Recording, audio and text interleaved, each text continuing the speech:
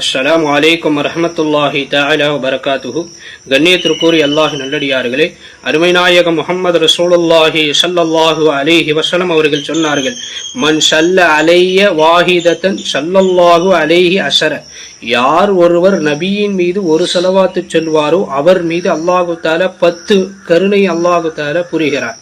அப்ப அல்லாஹுடைய கருணை நமக்கு கிடைக்க வேண்டும் என்றால், அல்லாஹுடைய அருள்கொடை நமக்கு கிடைக்க வேண்டும் என்றால், அல்லாஹு தஆலா நம்முடைய பாவங்களை அல்லாஹு தஆலா மன்னிக்க வேண்டும் என்றால், நபிகள் நாயகம் ஸல்லல்லாஹு அலைஹி வஸல்லம் அவர்கள் மீது ஸலவாத்து ஓதுவதின் மூலமாக நம்முடைய பாவங்களை அல்லாஹ் மன்னித்து விடுகிறான். அல்லாஹுடைய கருணையும் அல்லாஹுடைய அருள்கொடைகளும் நமக்கு கிடைக்கிறது.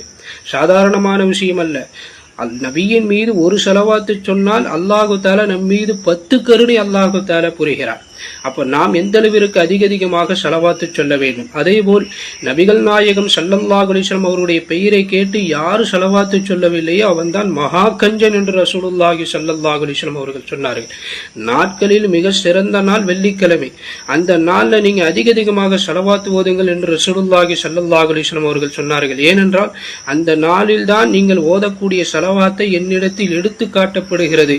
எனவே நீங்கள் அதிகமாக ஸலவாத்து ஓதுங்கள் என்று ரசூலுல்லாஹி ஸல்லல்லாஹு அலைஹி வஸல்லம் அவர்கள் சொன்னார்கள். ஆகவே அதிகமாக ஸலவாத் ஓதக்கூடியவர்களாக நம் அனைவரையும் அல்லாஹ்